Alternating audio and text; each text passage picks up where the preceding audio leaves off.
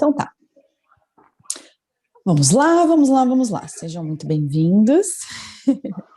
Ontem nós conversamos sobre identificação, como a gente identifica os nossos problemas, a prioridade das coisas que a gente tem que resolver ou para alcançar os sonhos, e aí entramos na situação de prioridade, como vamos priorizar isso. Hoje falaremos sobre a priorização, como que a gente vai fazer.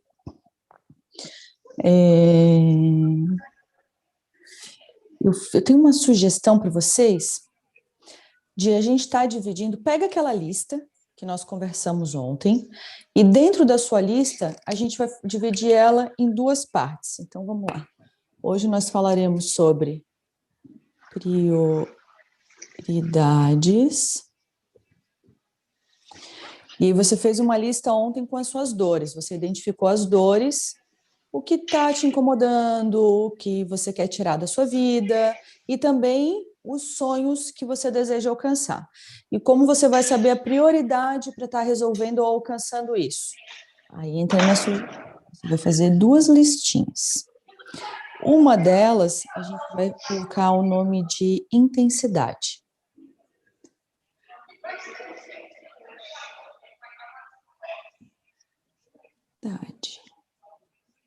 E a outra a gente vai colocar de tempo. Como funciona? Toda lista que você fez dentro do que te doía, mas você não sabe, às vezes, por onde começar, o que é mais importante, o que não é. E lembra que eu falei que a gente tem que usar os sentidos, a visão, a audição, não só o sentimento, para nos ajudar a priorizar, saber por onde começar e o que fazer. Então, na sua lista, toda aquela listinha que você pegou, ela tem vários itens, certo? Você vai pegar um item e vai colocar aqui na sua lista. Então, vamos supor, a gente falou do casamento, lembra? Vou só colocar aqui para a gente poder preencher. A gente falou do casamento, a gente falou do carro, e aí você coloca todos os itens que você colocou na lista. Aqui e no tempo também. Casar, carro e o tempo. E aí o que acontece? Você vai numerar. Numerar como? A gente vai colocar um item para intensidade de 1 a 3 e para tempo de 1 a 3, ok? Na intensidade, deixa eu fazer uma legenda aqui embaixo para vocês, para ajudar a fazer uma colinha.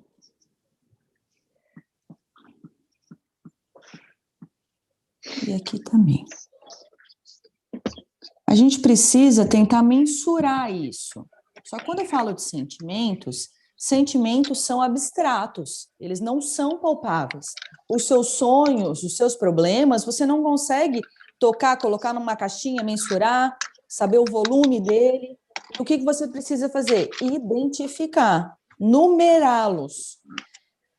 A legenda para o primeiro, a minha sugestão quando eu falo de dor, é você colocar como o seu início, vamos dizer assim, aquilo que você não se importa muito. Aquilo que às vezes você nem sabe dizer se dói, se não dói, quando você pensa, ou às vezes você nem lembra. Então, eu vou escrever aqui um não sabe. Você não sabe, você não lembra, você nem consegue mensurar essa intensidade dentro de você, ok? Para o número 2, eu vou colocar aquela situação aonde, quando você começa a contar a história, ou você tem um gatilho, por exemplo, passou alguém na rua e sofreu um acidente de carro. Isso foi um gatilho para algo que você já viveu. E quando você começa a relembrar a história, reviver aquele momento, isso te causa uma dor forte, uma dor intensa, ok? Então, aqui no 2, a dor ela é quando você revive. Então, você sente dor ao reviver a situação. E para o 3, eu vou numa situação um pouco mais intensa. No item 3, a gente vai colocar aquelas coisas, aquelas dores, aqueles momentos, aquelas situações aonde você não consegue nem pensar. Aonde entram isso que, eu não consigo nem pensar? Me dá um exemplo, Patrícia. Uma fobia. Você tem, por exemplo, fobia de barata. Você não consegue nem pensar se tiver uma barata no ambiente que você já começa a ter tique nervoso. Quer sair, quer mudar a sua vida, quer fazer qualquer coisa. É muito intenso dentro de você isso. Essa dor, esse trauma. Traumas, momentos que passaram com dificuldade, que te marcou muito no teu pico negativo, ok? Ou, no caso, peraí, isso aqui com você pensar, dói. Patrícia, só para o que é ruim? Não. Você pode fazer a mesma situação para os seus sonhos. Você não sabe a intensidade deles, ou você só sente aquele prazer, aquela felicidade quando você os revive. E pensar neles talvez traga também muita felicidade. O que eu vou te pedir daí? Se você for fazer os dois juntos, você comece com os números menores pelos sonhos. Faz 1, 2, 3 sonhos, e aí 4, 5, 6 dores. Por quê? A prioridade é a gente estar primeiro resolvendo as dores, porque elas interferem no seu inconsciente, nos seus sonhos. Então, às vezes você está buscando alguma coisa e está meio distorcido, porque a sua vibração está carregando ciclos incompletos de dores. A gente precisa encerrar. Ciclo que está incompleto, ciclo não concluído, são pendências. Pendências vão te manter naquela vibração, com aquela energia, carregando isso por toda a sua vida, até que você o encerre. Então, se você está com um sonho, às vezes, de comprar uma casa, você está com muita dor, muita pendência, com uma situação que aconteceu numa casa, isso vai interferir muitas vezes no seu sonho. Você precisa fechar isso, ok? A minha sugestão é, facilita a sua visualização. Faz uma com as suas dores e uma com os seus sonhos, ok? Vamos trabalhar. Elas são solas distintas, quando a gente trabalha na fórmula, que sejam também separadas na lista, tá? E aí o tempo, como é que eu faço? Você vai fazer de 0 a 5 anos. Deixa eu escrever anos para facilitar. De 6 a 10 anos. E 11 mais. Mesma situação, vai colocar o númerozinho, ok? Vamos pegar os dois exemplos de ontem para facilitar? Quando a gente falou do casamento, a pessoa que estava com o sonho de casar, identificando as dores, conversando a respeito, a gente viu que, na verdade, casar não era um sonho que aquela pessoa tinha. Aquilo era uma fuga para o medo de estar sozinho, para o medo de viver sozinho, para o medo de não ter alguém no seu lado 24 horas. Essa pessoa, quando ela fala do medo dela, é algo grande? É algo muito intenso. Eu acredito que só de pensar doa, porque para a pessoa querer casar, sem às vezes nem parar para pensar se gosta daquela pessoa dentro daquela situação, o medo é algo muito intenso. É algo que ela não consegue às vezes nem pensar a respeito. Ela está fugindo disso. Ela está buscando uma solução que não é a solução para o real problema dela. Não é para a dor dela. Ela está maquiando, é paliativo. Não vai resolver. Lembra que a gente conversou? Por isso que a gente precisa identificar a raiz, senão você vai ficar só podando galhos. A dor dói? Muito, com certeza. Eu colocaria um número 3 aqui. No casar, a intensidade para aquela pessoa. E o tempo? Olha, o medo de ficar sozinho, ele tem que ser cultivado há bastante tempo dentro da pessoa. para chegar no nível de ela achar que casar é uma solução, certo? Então, eu acredito, mas vamos colocar o supor que essa pessoa esteja com problema de 11 anos mais, ok? 3. E a situação do carro? A situação do carro eu dei o exemplo do meu marido, lembra? Tava a situação de bastante gente tendo problema, acidente de carro, teve atropelamento de crianças, muitos pedestres sendo atropelados. Isso foi uma dor para ele ou um sonho, o carro? Foi uma dor. Uma dor para o quê? Para a segurança. Para ele pensar que algo pudesse acontecer conosco enquanto a gente estivesse caminhando era algo muito intenso, era insuportável para ele. Ao ponto de que, lembra que eu comentei? Para mim, eu não queria um carro, eu queria continuar caminhando, para me colocar no exercício de caminhar. Só que a dor dele foi tão intensa que eu nem tive objeção a respeito. A dor dele era demais. Ele acordava todo dia, ia trabalhar e pensava nisso. E estava vendo o jornal pensando nisso. E chegava em casa e respirava aliviado que a gente estava em casa. Olha toda a vibração, toda a energia que o medo dele gerou por si, insegurança, buscando aquele momento de evitar a situação. O carro ia ajudar? Ia. Para ele não sabia pontuar a dor, ele só sentia dor quando ele revivia, ou pensar na dor doía? Pensar na dor doía. Então, entre uma situação número 3.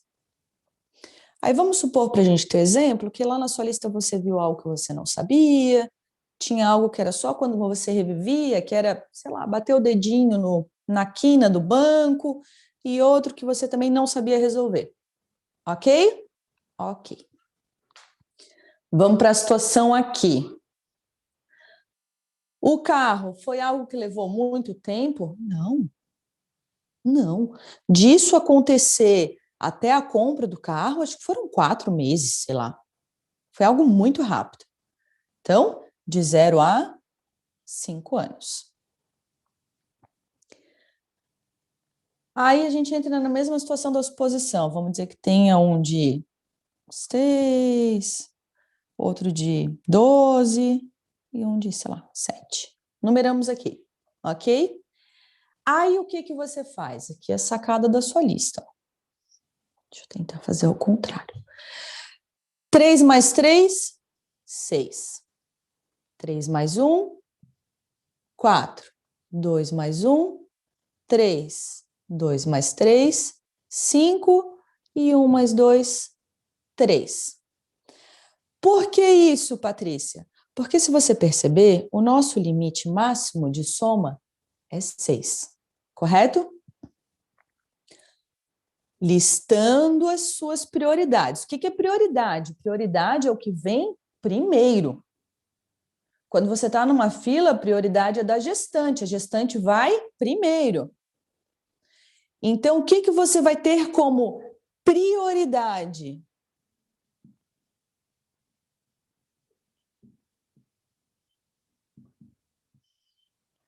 O que tiver o total máximo primeiro. Então, como prioridade, a sua ordem, por favor, não confundam com o número, tá? Eu vou botar um ordinal aqui para ver se ajuda, se não dá confusão. Primeiro, o que você tem que fazer é o 6. Então, seria casar e ter aquele seu medo de ficar sozinho. Ok? Segunda situação, trabalharia-se o 5. Que terceiro, e nós entraríamos aqui como um quarto. Ok? Significa que você vai trabalhar exatamente nessa mesma ordem? Isso vai depender muito de você, tá? Isso é uma situação para a gente colocar prioridades. Mas, às vezes, dentro de você, por exemplo, a situação do meu marido. Ele não ganhou mais ponto por causa do tempo, mas aquilo estava urgente, estava latente. Se isso daqui fosse tudo uma lista minha, por exemplo, o carro passaria na frente de qualquer pessoa, porque ele entra como urgência. Ele foge à regra. Isso está interferindo na minha vibração diária. Todo dia ele acordava com medo disso. Todo dia ele via o jornal e desesperava. Todo dia ele chegava em casa desesperado por causa disso. Comprar o carro fez ele dormir. Você acha que o carro passa na frente do casamento? Nessa lista, se isso fosse uma lista só de uma pessoa, passa. Por quê? Porque o carro ele entra como urgência. Na intensidade, os dois foram o mesmo. No tempo, não. Você acha que esse homem vai viver esperando 11 anos mais com esse medo? Ele acho que nem chega com 11 anos mais com medo desse. É urgente. Depois disso, faz o casar e assim vai. Por quê? Porque a gente comentou que as dores, elas são necessárias para nos dar a propulsão para o impulso positivo, para manter a nossa vibe, a nossa vibração energética, continuando com movimentação, certo? Porém, a dor, quando você a alimenta, ela vira sofrimento. Quando isso acontece, significa que o ciclo ele continua em aberto, você não encerrou.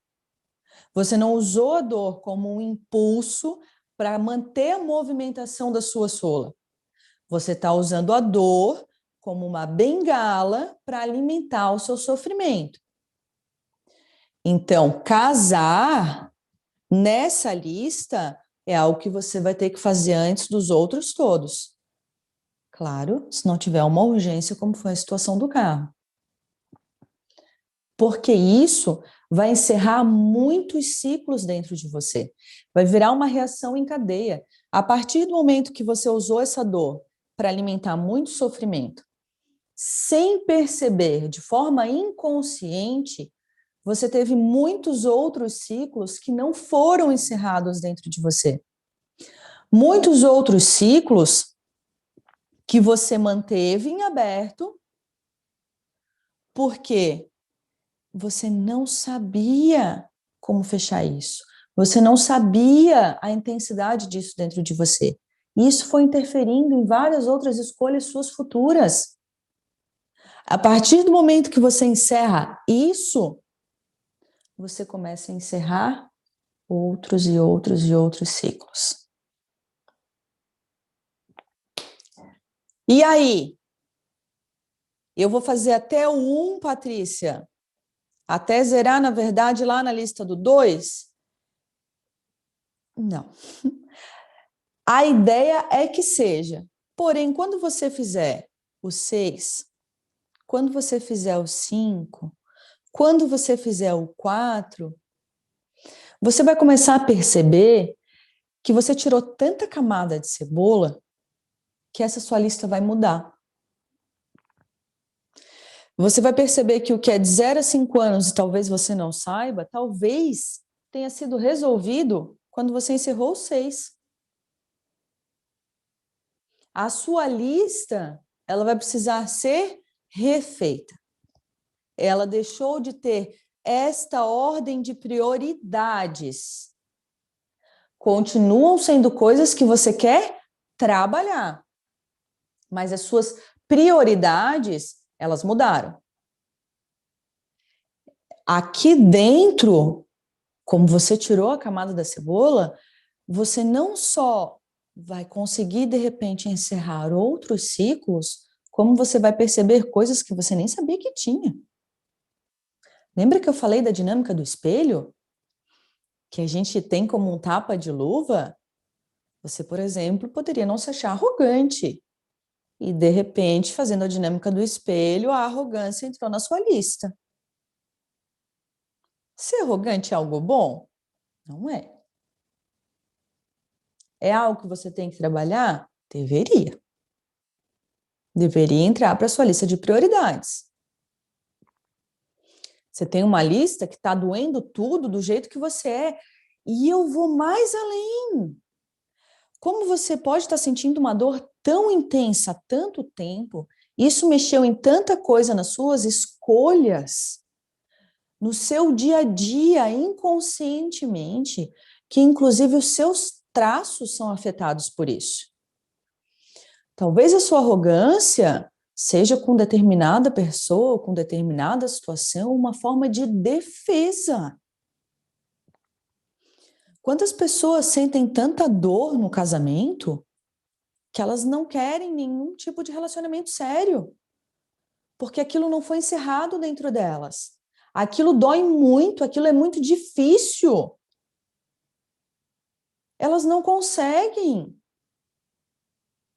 De repente, aquela pessoa passou por uma situação de depressão tão profunda que quando ela saiu desse processo depressivo, ela está conseguindo conviver com aquilo, com aquela dor, mas ela ainda não conseguiu encerrar aquele momento dentro dela. E aí, por mais que você seja uma pessoa maravilhosa, para esse ser, o inconsciente dele vai bipar muito quando vocês estiverem algo perto de um pedido de namoro. Porque essa pessoa vai relacionar não só com o que ela passou pelo casamento, como com todo o processo de depressão pós-casamento. Para essa pessoa, quer dizer, para outra, porque esse exemplo que a gente usou foi do medo, né? Pode ser. Pode ser que aquele homem ou aquela mulher que você acha que é galinha, que não quer nada sério com ninguém, teve um processo que ele não quer nem falar a respeito. Pensar dói. Você querer namorar com ele dói. E você nem sabe. Entra toda aquela situação que a gente falou da alteridade, do respeito. É um problema seu? Não, é um problema daquela pessoa. Ele que tem que resolver, ou ela que tem que resolver. Encerrar esse ciclo. Muita coisa vai começar a fazer sentido, sua vibração vai mudar. Você para de ter aquele foco, às vezes, de ficar buscando uma resposta para uma situação que você não entende e começa a mudar a sua vibração e automaticamente você vai elevando, diminuindo esse tsunami entre o pico positivo e o negativo e fazendo com que as coisas comecem a acontecer na sua vida com maior facilidade, porque você está colocando toda a sua energia vibracional naquela sola. Você não está sonhando com um casamento, morrendo de medo de ficar sozinho. Você começa a sonhar com um casamento totalmente resolvido com isso. Encontrando uma pessoa que está dentro de todos os seus pré-requisitos de parceria. Casar vai ser um mero detalhe. Sai de um problema para a realização de um sonho. Percebeu? Que era uma coisa para você, era a situação de casar, mas saiu de um problema, de uma dor intensa de ficar sozinho para um sonho de estar casando. Eu vou ter que encerrar, eu prometi que não dava meia horinha as lives, mas o que eu quero deixar para você hoje? Pegue a sua lista, faça intensidade em tempo nelas. Coloque nas duas colunas para você visualizar. Depois, veja para você o que entra como a exceção que a gente falou, que são os casos de urgência, o que está interferindo no seu bem-estar diário, em você conseguir viver bem todos os dias. Depois disso, comece a trabalhar as situações daí, caso a caso. Mas a gente vai falando conforme forem passando. Lembrem que os desafios são de 6 dias, ok? Hoje, o meu pedido para você é que você tenha para amanhã já isso resolvido, isso feito, ordenado na sua lista de prioridades. E, por favor, separe uma lista de prioridade para suas dores, para os seus problemas, e uma lista de prioridade para os seus sonhos, para os seus objetivos. Obrigada mais uma vez por estarmos juntos, por estar comigo nessa live. Espero que vocês tenham gostado, absorvido bastante, tenha aberto um mundo de possibilidades para vocês e vamos trabalhando junto, que o desafio são 6 dias para ser melhor. Um beijo no coração e até aqui.